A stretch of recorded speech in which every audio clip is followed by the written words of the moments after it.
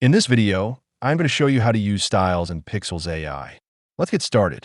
First, go to Pikzels using our affiliate link go.pikzels.com/dine and sign into your account.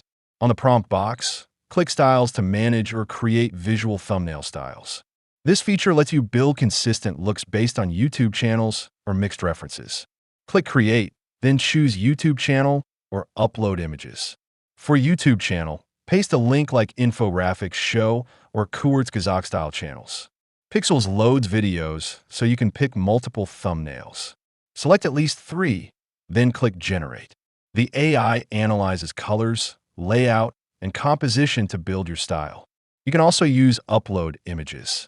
Give your style a name, upload thumbnails from different channels, then click Generate. The style will be saved in your library.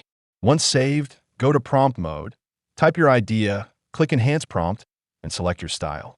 Pikzels applies the same visual identity automatically, making consistent thumbnails fast.